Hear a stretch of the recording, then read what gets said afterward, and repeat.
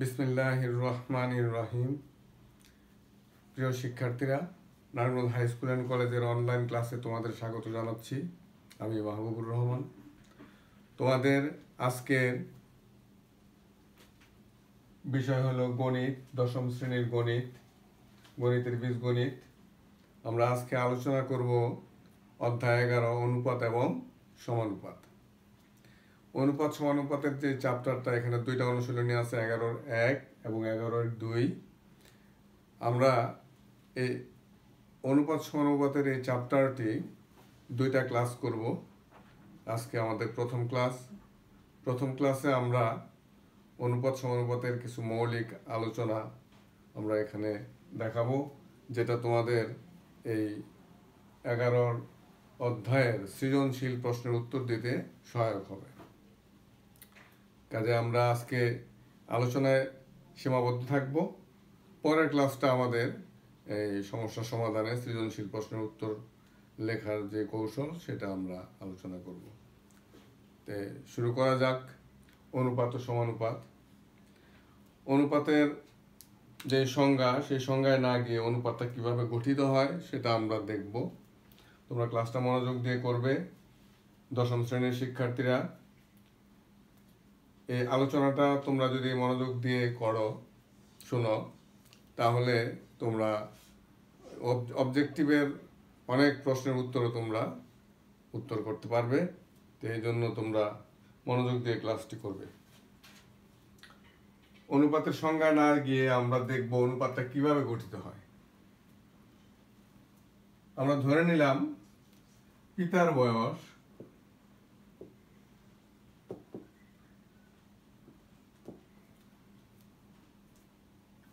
72 বছর।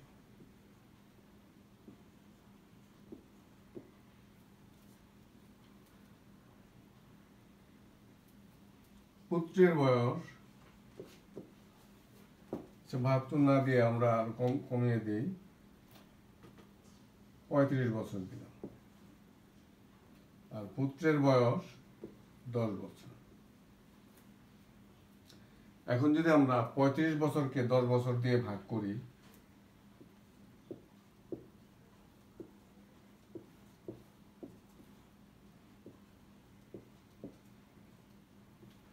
তাহলে আমরা এরকম পাই।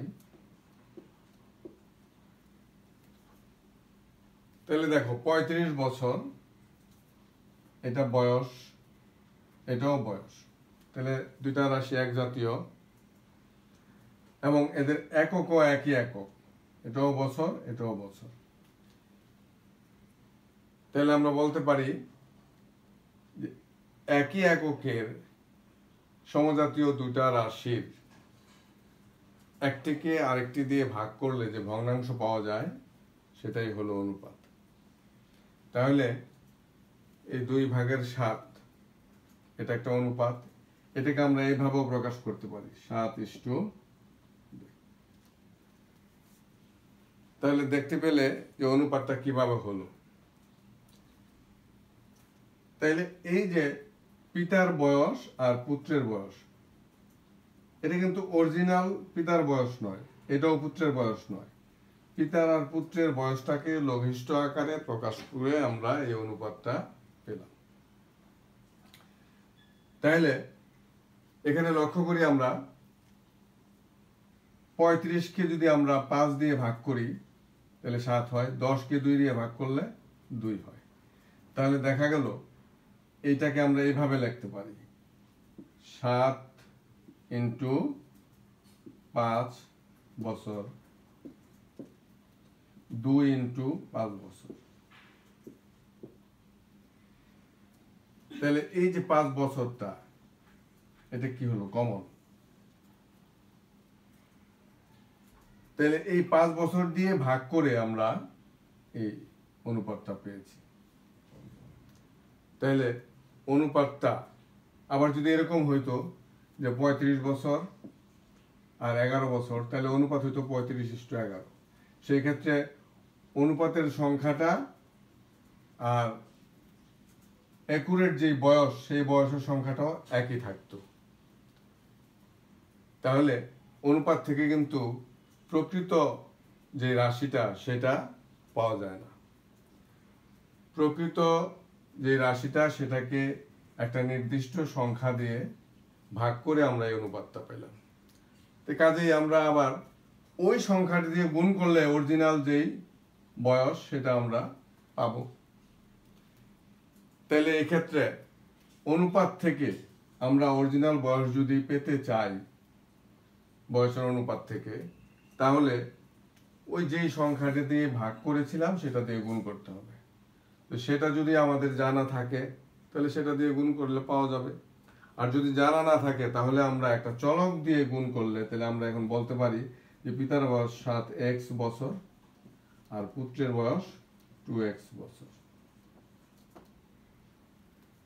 অর্থাৎ তাহলে ওই যে যেটা আমরা 5 দিয়ে ভাগ করেছিলাম, তাহলে অর্থাৎ সেই x এর মানটা হলো 5। তাহলে এরকম করে আমরা একটা অনুপাত পাই। এখন প্রশ্ন হলো এই অনুপাত দিয়ে আমরা কি করব বা কি করতে পারি। অনুপাত দিয়ে আমরা যেমন পিতা ও পুত্রের বয়সের অনুপাত 7:2, এখান থেকে আমরা পিতার বয়সটা পুত্রের বয়সের কত গুণ বা পুত্রের বয়সটা পিতার বয়সের কত অংশ সেটা আমরা দেখাতে পারব। তাহলে সেই ক্ষেত্রে আমরা বলতে পারি যে অনুপাত দিয়ে একটা আরেকটার কত গুণ বা কত অংশ সেটা আমরা বুঝতে পারব। তাহলে এখানে আমরা পিতা ও পুত্রের বয়সের অনুপাত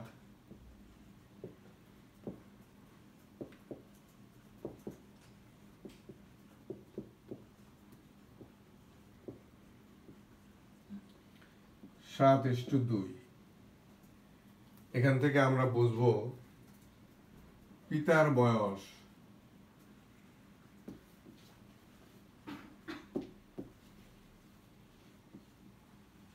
পুত্রের বয়সের 2/7। অর্থাৎ তাহলে আমরা এটাকে এভাবে লিখতে পারি, পিতার বয়স সমান পুত্রের বয়স ইন্টু। তাহলে দেখা যাচ্ছে যে পিতা ও পুত্রের বয়সের অনুপাত যদি দেওয়া থাকে আর যদি পুত্রের বয়স দেওয়া থাকে তাহলে আমরা পিতার বয়সটা এইভাবে বের করতে পারব। আবার পুত্রের বয়সটা কি হবে?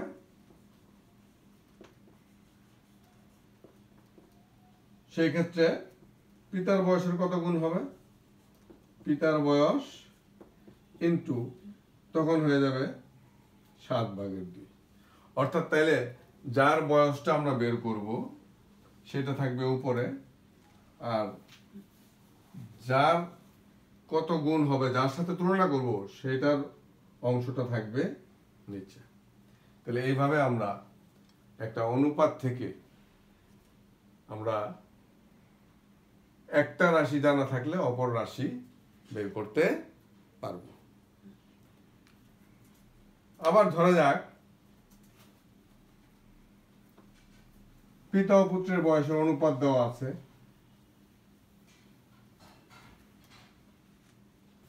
তাদের বয়সের সমষ্টি দেওয়া আছে। তাহলে সেই ক্ষেত্রে পিতার হলো 7 ভাগ, পুত্রের 2 ভাগ। তাহলে আমি যদি এখানে যদি পিতা ও পুত্র তাদের বয়সের সমষ্টি, তাদের বয়সের সমষ্টি 45 বছর। তাইলে এই যে 45 বছর দুজনের বয়স একত্রে, তাহলে পিতার কয় ভাগ? 7 ভাগ। পুত্রের কয় ভাগ? 2 ভাগ। তাহলে এখানে কয় ভাগের বছর বয়স আছে? এখানে আসলে 7 2 9 ভাগের বয়স। অর্থাৎ তাহলে যদি আমরা এটাকে এই দুইটার যোগফল দিয়ে যদি আমরা ভাগ করি তাহলে এক এক ভাগে কত সেটা আমরা বের করতে পারব। অথবা আমরা এইভাবেও করতে পারি যে আমরা এখান থেকে ধরতে পারি পিতার বয়স 7x পুত্রের বয়স 2x, তাইলে এই দুইটার যোগফল হবে 45। সেই ক্ষেত্রে আমরা সমাধান করলে x এর মান পাবো আমরা 5, 9x সমান 45, বা x সমান 45/9, সুতরাং x সমান 5।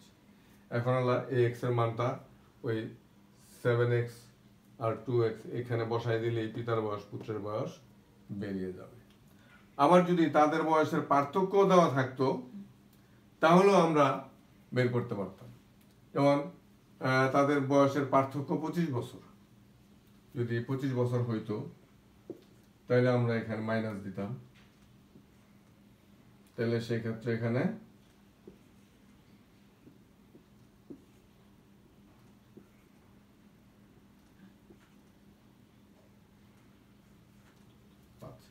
তাহলে এই ক্ষেত্রে x এর মান বসিয়ে আমরা পিতার বয়স পুত্রের বয়স বের করতে পারবো। আবার এটাকে x না ধরেও করা যায়, আমরা অনুপাতের রাশি দুইটা যোগ করব, তাহলে 7 যোগ 2 কত? 9। তাহলে আমাকে 9 ভাগ করতে হবে, সমষ্টিকে কয় ভাগ করতে হবে? 9 ভাগ করতে হবে। 9 ভাগ করলে আমরা 1 ভাগেরটা পাবো। তাহলে সেই ক্ষেত্রে আমার কি হবে? পিতার বয়সটা কি হবে?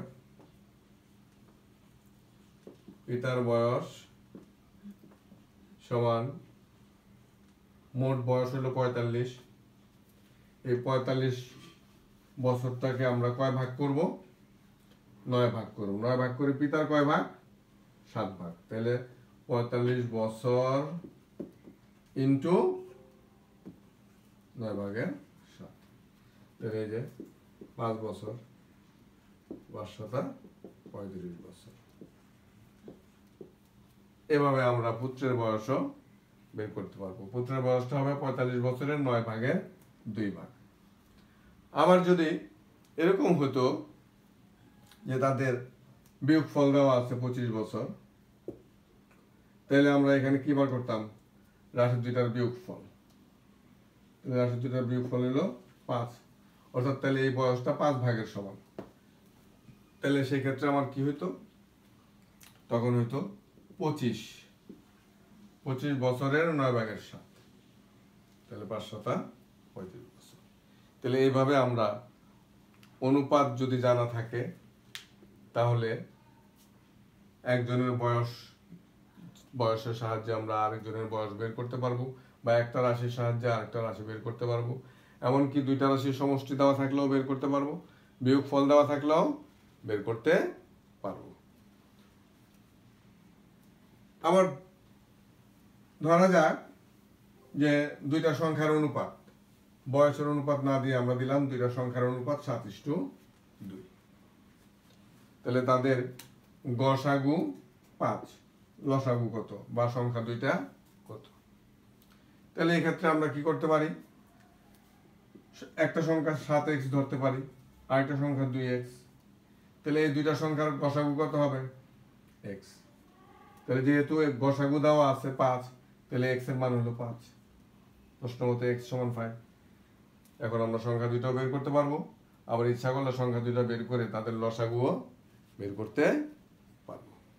তাহলে এইভাবে আমরা অনুপাত থেকে আমরা যে কোনো রাশি বের করতে পারবো। এবার আসা যাক সমানুপাত। ধরা যাক a:b একটা রাশি, একটা অনুপাত, a:b একটা অনুপাত, আরেকটা অনুপাত c:d। এখন যদি এই দুইটা অনুপাত সমান হয় তাহলে এই চারটা রাশি দিয়ে একটা সমানুপাত গঠিত হয়। চারটা রাশি দিয়ে একটা সমানুপাত গঠিত হয়। সেই ক্ষেত্রে এই সমানুপাতটাকে আমরা এইভাবে প্রকাশ করতে পারি, a:b c:d, অর্থাৎ সমানুপাতে দুইটা অনুপাত চিহ্ন দেওয়া হয়। এটা হলো সমানুপাতের প্রকাশ। আবার এটাকে এইভাবেও আমরা লিখতে পারি। তাহলে আমরা বলতে পারি যে a:b c:d যদি হয় তাহলে abcd সমানুপাতিক। সেই ক্ষেত্রে আমরা এটাকে এইভাবেও প্রকাশ করতে পারি। তাইলে এই সমানুপাতের কতগুলো ধর্ম আছে। আমরা যদি এই সমানুপাতটাকে ভগ্নাংশের আকারে লিখি তাহলে এরকম হবে a/b সমান c/d। এই যে চারটা রাশি, এই চারটা রাশি দিয়ে যে একটা সমানুপাত গঠিত হলো, এই চারটা রাশির মধ্যে একটা সম্পর্কও তৈরি হলো। আমরা যদি এটাকে বজ্রগুণন বা কোণাকুণি গুণন করি তাহলে AD সমান BC। তাহলে এখানে দেখা যাচ্ছে যে A আর D কে বলবো আমরা প্রান্তীয় রাশি, আর B আর C কে বলবো মধ্য রাশি। তাহলে প্রান্তীয় রাশি দুইটার গুণফল মধ্য রাশি দুইটার গুণফলের সমান। অর্থাৎ যদি আমরা প্রান্তীয় রাশিদ্বয় গুণ করি তাহলে মধ্য রাশিদ্বয়ের গুণফলের সমান হবে। এখন এই ক্ষেত্রে এই D কে আমরা বলবো চতুর্থ সমানুপাতী, B কে দ্বিতীয় সমানুপাতী, C কে তৃতীয় সমানুপাতী, এভাবে আমরা বলতে পারি। তো সেই ক্ষেত্রে এই চারটা রাশির যে কোনো তিনটা দেওয়া থাকলে আমরা আরেকটা বের করতে পারবো এই সম্পর্ক থেকে। কেন, কিভাবে বের করতে পারবো? যদি A বের করতে বলে তাহলে BC কে আমার D দিয়ে ভাগ, অর্থাৎ মধ্য রাশির গুণফলকে D দিয়ে ভাগ করলে A পাওয়া যাবে, A দিয়ে ভাগ করলে D পাওয়া যাবে।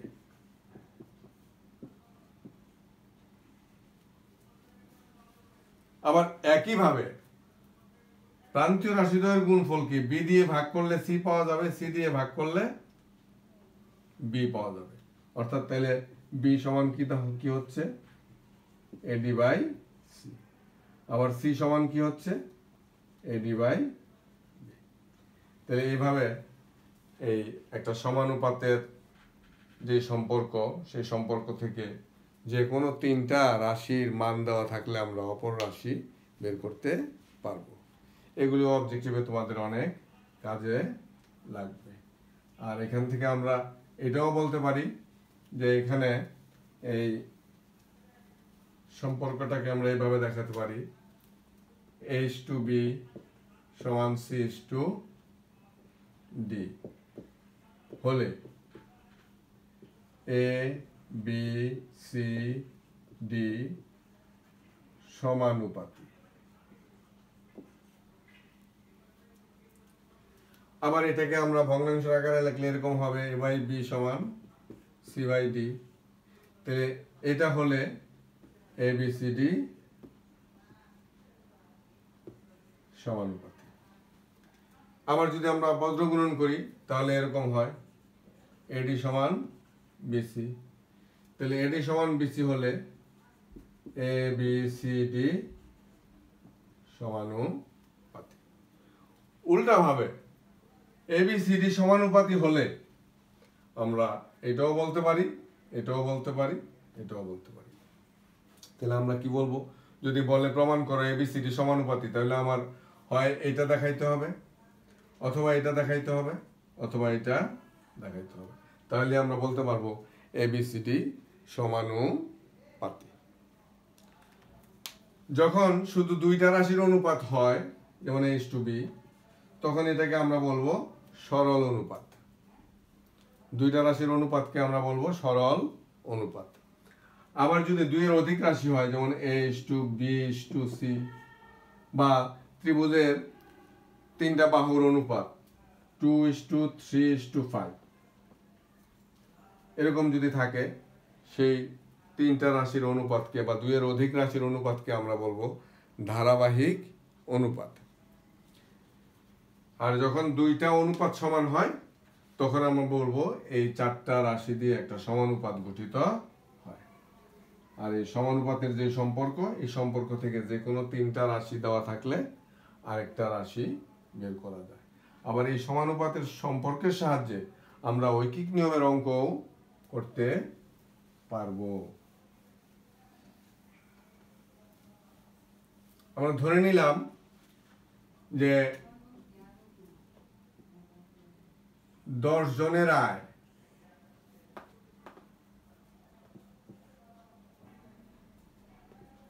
10 জনের আয় আমরা ধরে নিলাম 50,000 টাকা।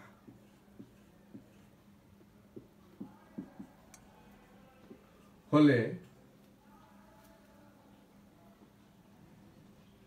25 জনের আয় কত? এটা একটা ঐকিক নিয়মের অঙ্ক। এ থেকে আমরা এই সমানুপাতের ধারণা থেকেও আমরা করতে পারি। আমরা ধরে নিলাম 10 জনের আয় 50,000 টাকা, এই 25 জনের আয় থেকে আমরা x টাকা ধরে নিলাম। এখন এই দুইটার অনুপাত যা হবে, এই দুইটার অনুপাত তাই হবে, কারণ আমার জন বাড়লে আয়ও বাড়বে, জন কমলে আয় কমবে, তাহলে এটা যে অনুপাতে বাড়বে এটাও সেই অনুপাতেই বাড়বে। এজন্য এদের মধ্যে, এই চারটা রাশির মধ্যে একটা সমানুপাতিক সম্পর্ক গঠিত হয়, সমানুপাত তৈরি করে। তাহলে সেই ক্ষেত্রে আমরা এখানে একটা কথা বলে রাখা দরকার যে সমানুপাতের চারটা রাশি একজাতীয় হতে হবে এমন কোনো কথা নেই, কিন্তু অনুপাতের দুইটা রাশি একজাতীয় হতে হবে, একই এককের হতে হবে, কিন্তু সমানুপাতের চারটা রাশি একজাতীয় হতে হবে এমন কোনো কথা নেই। একজাতীয় হতেও পারে আবার নাও হতে পারে। যেমন এখানে এই দুইটা একজাতীয়, জন, আর এই দুইটা আয়, টাকা। কাজে আমরা এখান থেকে বলতে পারি যে এই 10:25 সমান এত x। এখন এখান থেকে আমরা x এর মান বের করলেই আমাদের ঐকিক নিয়মের অঙ্ক আমরা এই সমানুপাতের নিয়মে করতে পারব। তাহলে দেখা গেল যে আমরা এই ঐকিক নিয়মেও এই সমানুপাতের ধারণা প্রয়োগ করতে পারি। আবার ধরা যাক যে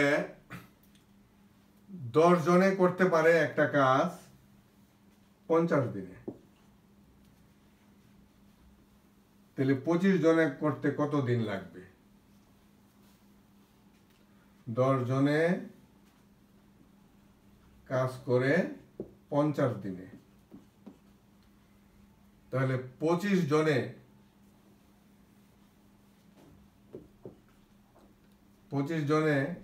কাজ করে কত দিনে?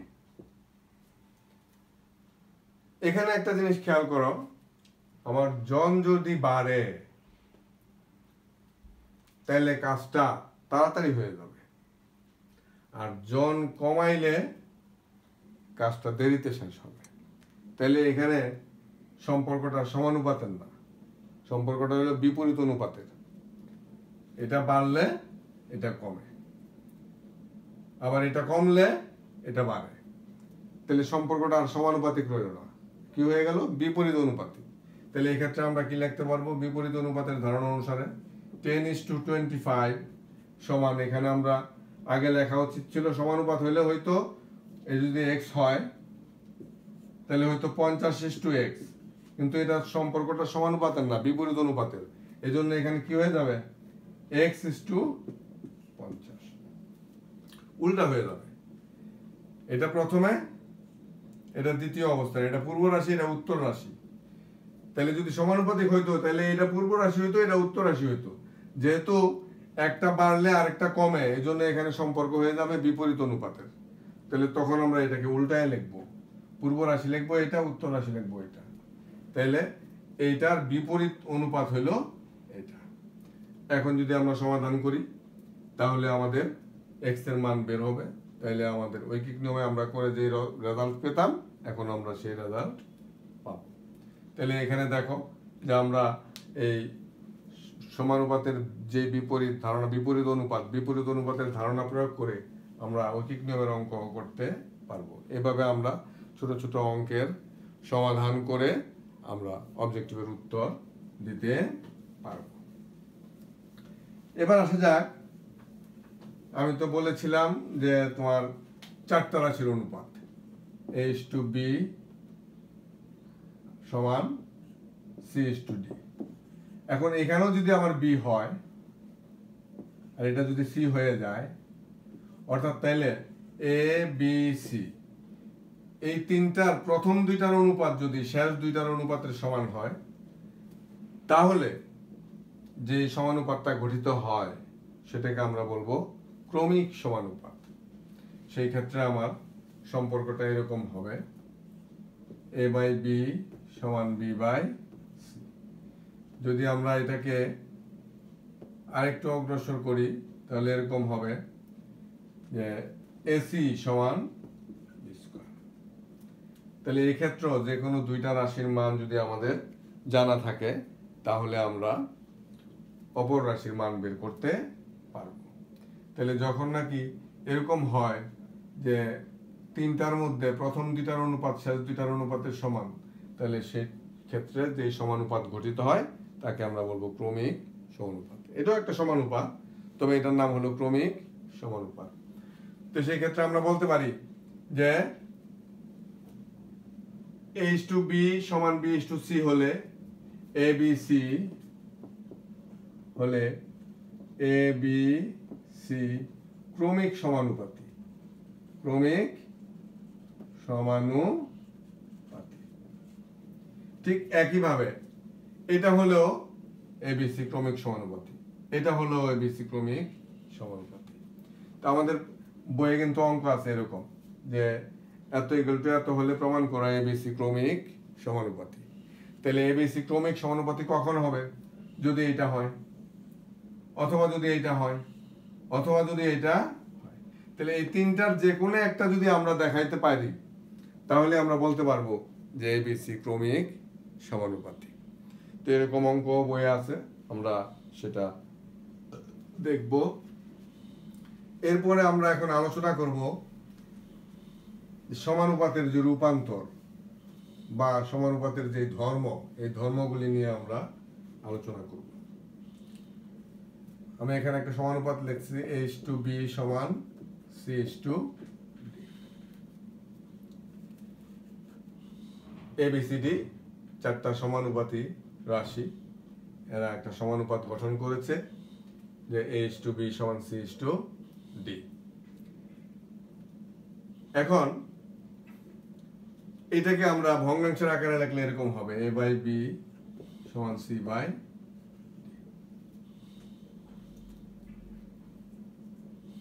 এই যে সম্পর্কটা, এই যে সমানুপাতটা, এটাকে আমি একটু এইভাবেও লিখতে পারি। কিভাবে? b বাই a সমান d বাই c। অর্থাৎ এখানেও আমি উল্টিয়ে দিলাম, এখানেও উল্টিয়ে দিলাম, মানে বিপরীত করলাম। এটাকে বলা হয় বিপরীতকরণ। এটাকে বলা হয় বিপরীতকরণ। এখন এটা থেকে এটা লেখা যায়। কেন লেখা যায়? কারণ এখানে যদি আমি বজ্র গুণন করি তাহলে কি পাওয়া যায়? AD সমান BC। এখানেও যদি আমরা বজ্র গুণন করি তাহলে পাওয়া যায় AD সমান BC।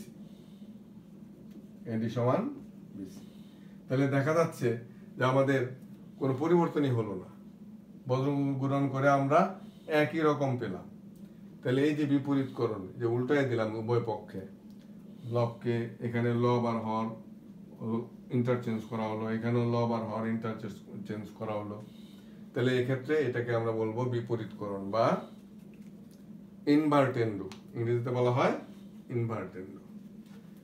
তাহলে এটাকে কি বলবো আমরা? বিপরীতকরণ। তাহলে বিপরীতকরণ জিনিসটা বুঝলে, তো বিপরীতকরণ আমরা কখন করি? যেমন আমাকে বলা হলো যে a plus B a minus B এর মান বের করো। এখন আমার এই মানটা আমরা পাইলাম, এই মানটা আমরা পাইলাম ধরো x বাই y। তাহলে এখন যদি আমি এটাকে উল্টায় দেই তাহলে আমার এইটার মানটা পাওয়া যাবে। এরকম ক্ষেত্রে আমরা বিপরীতকরণ করে থাকি। এরপরে আসে একান্তরকরণ। একান্তরকরণ, a বাই b সমান c বাই d। তাহলে আমি এটাকে এইভাবে লিখতে পারি, d বাই b সমান c বাই a। অর্থাৎ কোনাকুনি অদল বদল হইল, এটা আসলো ডি এর জায়গায় আর ডিটা গেল এর জায়গায়। বা আমরা এটাকে এইভাবে এই কোনায় অদল বদল করতে পারি, এ বাই সি সমান বি বাই ডি। তাহলে এই যে কোনাকুনি অদল বদল করা, ইন্টারচেঞ্জ করা, এটাকে আমরা বলবো একান্তরকরণ, যেটাকে বলা হয় অল্টারনেন্ডো, একান্তরকরণ। তাহলে একান্তরকরণ গেল, বিপরীতকরণ গেল। এবার আমরা যেটা আলোচনা করব সেগুলি খুবই মজার। এ বাই বি সমান সি বাই ডি। দেখো এখানে আমরা কি করলাম, বলতো কি করলাম? উভয় পক্ষে আমরা এক যোগ করলাম, উভয় পক্ষে কি করলাম? এক যোগ করলাম। তাহলে আমরা কি এখানে সাইড নোট লিখতে পারি? আমরা উভয় পক্ষে এক যোগ করি, উভয় পক্ষে এক যোগ করি। তাহলে এখন যোগ করি আমরা, A plus B C plus D. এই যে পাইলাম এটা থেকে, এটা এই লাইনটা বাদ দিয়া সরাসরি যদি আমরা এটা লিখি, তাহলে এটাকে আমরা বলবো যোজন। কি বলবো? যোজন। এটাকে বলবো যোজন। তাহলে আমরা এই যোজনটা এখানে লিখে রাখলাম যে এ বাই বি সমান সি বাই ডি। এটাকে আমরা কি করতে পারি? A plus B by B সমান C plus D by D. অর্থাৎ লব যোগ হর, আর নিচের হর ঠিক থাকবে, এখানে লব যোগ হর। তাহলে এই যে আমরা এই লাইনটা বাদ দিয়া আমরা সরাসরি এটা থেকে এটা লিখতে পারি। তাহলে আমরা যদি এই জিনিসটা অ্যাপ্লাই করি, তাহলে আমার এক লাইন কমে যাবে, তাহলে আমার কাজটা অনেক সহজ হয়ে যাবে। তাহলে এই কাজটাকে আমরা বলবো যোজন। তাহলে যোজন বলতে কি বোঝায়? যোজন বলতে কি বোঝায়? ওর নম্বর দিয়ে দিলাম 1, এটা হলো যোজন। তাহলে যদি প্রশ্ন করা হয় যে যোজন বলতে কি বুঝো, তাহলে আমরা কি বলবো? যোজন হলো উভয় পক্ষে এক যোগ করা। যোজন হলো উভয় পক্ষে এক যোগ করা। যোজন করলে কি হয়? বাড়ে। দেখো এখানে বেড়ে গেছে, A by B equal to C by D আসলো। যোজন করলে কি হলো? বাড়লো।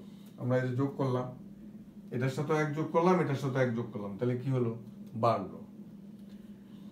তাহলে এটা হলো যোজন। তাহলে যোজন বলতে কি বলবো আমরা? যোজন বলতে বুঝবো উভয় পক্ষে এক যোগ করা। এবার আসো, এবার আমরা বিয়োগ করবো এক। তাহলে এখানে কি হলো? এক বিয়োগ করে, উভয় পক্ষ হতে এক বিয়োগ করে। তাইলে এখানে কি হবে? বিয়োগ, এখানেও বিয়োগ। এটাকে আমরা বলবো বিয়োজন। তাহলে বিয়োজন বলতে কি বোঝায়? বিয়োজন বলতে বোঝায় উভয় পক্ষ থেকে এক বিয়োগ করা। বিয়োজন করলে কি হয়? কমে। বিয়োজন করলে কি হয়? কমে। তাহলে আমরা যদি এখানেও এটাকে আরেকটা কাজ করি, আমরা এখন এটাকে বিপরীতকরণ করি, তাহলে কি হয়? এ মাইনাস সি মাইনাস, কি করলাম আমরা? বিপরীত।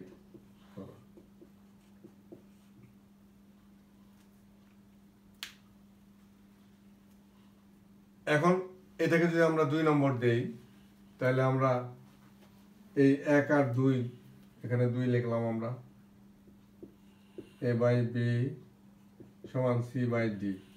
এখান থেকে যদি আমরা বিয়োজন করি, তাহলে পাই A minus B by B সমান C minus D by D. তাহলে এটা হলো আমাদের বিয়োজন। এখান থেকে আমরা আবার কি করলাম, বিপরীতকরণ করলাম, B by A minus B আর ডি বাই সি মাইনাস, তাহলে এটাকে আমরা দিলাম 2 নম্বর, আর এটা হলো গিয়া বিয়োজন।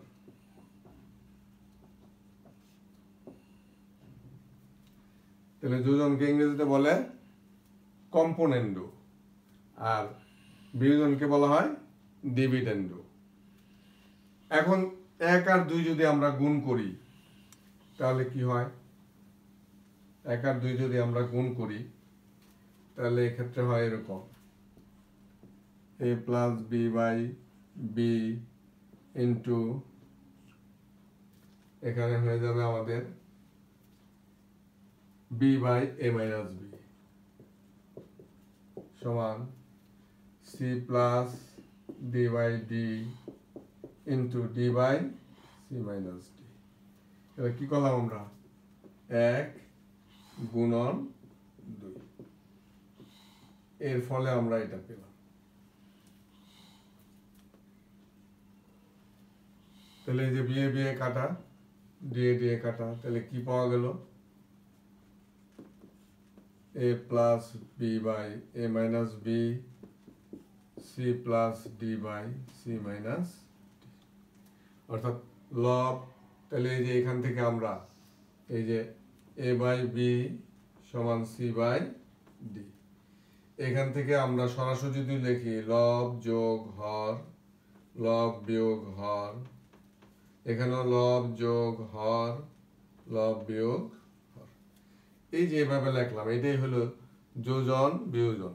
কারণ যোজন আর বিয়োজন এই দুইটাকে আমরা কি করলাম, দুইটাকে একত্রিত করে আমরা যেই ফলাফলটা পেলাম সেটা হলো যোজন বিয়োজন। এটা হলো এই যে এখানে লিখলাম আমরা যোজন বিয়োজন, যোজন বিয়োজন। তাহলে এই যে যোজন বিয়োজনটা পেলাম আমরা, এই যোজন বিয়োজন করলে কি হয়, বাড়তেও পারে কমতেও পারে। তাহলে এই যে এইটাকে আমরা যোজন বিয়োজন করে কি পেলাম, এটা। এখন যদি এটাকে আমরা যোজন বিয়োজন করি তাহলে আবার আগের জায়গায় চলে আসবো। তাহলে দেখা যাচ্ছে যোজন বিয়োজন করলে কি হয়, ছোটটা বড় হয়, বড়টা ছোট হয়। তাহলে যেখানে আমার ছোট করা দরকার, তাহলে বড় থেকে ছোট করার জন্য আমরা যোজন বিয়োজন করতে পারি। আবার যেখানে বড় করা দরকার, ছোটটাকে বড় করার জন্য আমরা যোজন বিয়োজন করতে পারি। তাহলে আমরা এখানে দেখলাম যে এ বাই বি সমান সি বাই ডি যদি হয় তাহলে আমরা এটাকে এভাবে লিখতে পারি, লব যোগ হর, লব বিয়োগ হর, লব যোগ হর, লব বিয়োগ হর। এটাকে আমরা বলবো যোজন বিয়োজন। তাহলে এটাকে তো যোজন বিয়োজন করে এই যে বড় করলাম, এখন আমরা এটাকে আবার যোজন বিয়োজন করব, তাহলে কি হবে, লব যোগ হর, লব বিয়োগ হর, এখানেও ঠিক তাই, লব যোগ হর, আবার লব বিয়োগ, এই বিয়োগের জন্য এটা প্লাস হয়ে গেল। তাহলে এটাকে যোজন বিয়োজন করে এটা পাইছি, আর এটাকে যোজন বিয়োজন করে আবার এটা পাইছি। এখন এটাকে ক্যালকুলেশন করলে কি হয় দাঁড়ায়, দেখো এ বি বি কাটা, এখানে এ এ কাটা, এখানে ডি ডি কাটা, সি সি কাটা, তাহলে কি হলো 2a বাই 2b সমান 2c বাই 2d। এখন লঘিষ্ঠ আকারে প্রকাশ করলে কি হয়, a বাই b সমান c বাই d। দেখো এই যা আবার আগের জায়গায় চলে গেলাম। তাহলে আমরা যদি যোজন বিয়োজন করি তাহলে দুইবার করলে কি হয়, আবার আগের জায়গায় চলে যায়। তাহলে এখানে যোজন বিয়োজন করে সংক্ষিপ্ত রূপটা বড় হয়ে গেল, আর এখানে বড়টা আবার সংক্ষিপ্ত রূপ হয়ে গেল। তাহলে আমরা এরকম এই যোজন বিয়োজন কখন করব, আমরা যোজন বিয়োজন করব ছোটটাকে বড় করার জন্য, আবার বড়টাকে ছোট করার জন্য। এখন যদি এরকম মিল থাকে A A B B C C D D, তাইলে আমরা আবার প্লাস মাইনাস যদি এরকম থাকে, তাহলে সেই ক্ষেত্রে আমরা যোজন বিয়োজন করলে এটা কি হয়ে যাবে, ছোট হয়ে যাবে। আবার এরকম যদি ছোট থাকে তাহলে এটাকে যোজন বিয়োজন করলে এই যে এরকম বড় হয়ে যাবে। তো যখন আমার এরকম বড় রাশির মান দরকার হবে, এরকম মিল থাকে, তখন সেক্ষেত্রে আমরা এই যোজন বিয়োজন করতে পারবো। এই যোজন বিয়োজনের ব্যবহার আমরা বীজগণিতে করতে পারি, জ্যামিতিতেও করতে পারি, আবার ত্রিকোণমিতিতেও করতে পারি, সব জায়গায় করা যায়। তাহলে এখন বুঝতে পারলাম যে যোজন কি, বিয়োজন কি, যোজন বিয়োজন কি, কখন যোজন করা হয়, কখন বিয়োজন করা হয়, কখন যোজন বিয়োজন করা হয়। আর যোজন বিয়োজন আমরা করে ছোটটাকেও বড় করতে পারি, আবার বড়টাকেও ছোট করতে পারি। এখন এই অঙ্কের যে চাহিদা, সেই চাহিদা অনুসারে বুঝতে হবে যে কখন কোনটা কি করতে হবে। তাহলে এই হলো আমাদের এই অনুপাত সমানুপাতের যে বেসিক যে ধারণা, মৌলিক যে ধারণা, সেই ধারণাগুলি আমি আলোচনা করলাম। এই ধারণাগুলি যদি তোমরা ভালো করে শিখো এবং কিভাবে যোজন করতে হয়, কিভাবে বিয়োজন করতে হয়, কিভাবে একান্তরকরণ করতে হয়, কিভাবে বিপরীতকরণ করতে হয়, এবং এগুলি যদি তোমরা সঠিকভাবে করতে পারো, তাহলে দেখবে তোমাদের অঙ্ক অনেক সহজ হয়ে যাবে। আর তখন তোমাদের সৃজনশীল প্রশ্নের উত্তর দিতেও কোনো সমস্যা হবে না। তাহলে এখানে আমরা এখন দেখব যে আমরা কখন যোজন বিয়োজন করব। আমরা দেখি, যেমন আমার এখানে বলা হলো এরকম X square plus Y square, X square minus Y square সমান কত। আমার দেওয়া হলো যে 2x সমান 3y, এরকম একটা সম্পর্ক দেওয়া হলো। তাহলে এক্ষেত্রে আমরা কি লিখতে পারি, এখান থেকে x বাই y সমান 3/2। আমরা যদি এটা কিভাবে পাইলাম দেখো, আমরা যদি এটাকে 2y দিয়ে ভাগ করি, 2y দিয়ে ভাগ করলাম, তাহলে 2 এ 2 এ কাটা, তাহলে কি রইল x বাই y। এখানে যদি আমরা 2y দিয়ে ভাগ করি, y কাটা, তাহলে কি রইল 3/2। তাহলে এইভাবে আমরা এই সহজেই করতে পারি। তাহলে x বাই y পেয়ে গেলাম।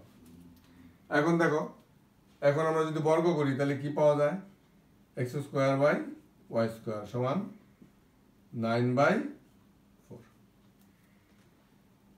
এখন এটা থেকে আমরা খুব সহজেই এই মানটা আমরা বের করতে পারবো। কিভাবে পারবো, আমরা যদি এখন যোজন বিয়োজন করি তাহলে আমরা এইটার মান পেয়ে যাব। তাহলে যে লব যোগ হর, লব বিয়োগ হর, এখানেও লব যোগ হর, লব বিয়োগ, তাহলে কি দাঁড়ালো 9 × 4 = 13, আর 9 থেকে 4 গেলে 5। তাহলে আমার এটার মান বের হয়ে গেল কি 13/5। এইভাবে আমরা যোজন বিয়োজনের মানে অনুপাতের সমানুপাতের যেই রূপান্তরগুলি আছে বা যে ধর্মগুলি আছে, সেই ধর্মগুলি ব্যবহার করে আমরা বিভিন্ন গাণিতিক সমস্যার সমাধান করতে পারবো। তাহলে এই মৌলিক জিনিসগুলি খেয়াল রাখবে। আর আগামী ক্লাসে আমরা এই অনুপাত সমানুপাতের যে সমস্যা আছে এবং সেখান থেকে সৃজনশীল সমস্যাও আমরা দেখার চেষ্টা করব। আজকে এ পর্যন্তই রইল। সকলে কুশলে থাকো, ভালো থাকো। আল্লাহ হাফেজ।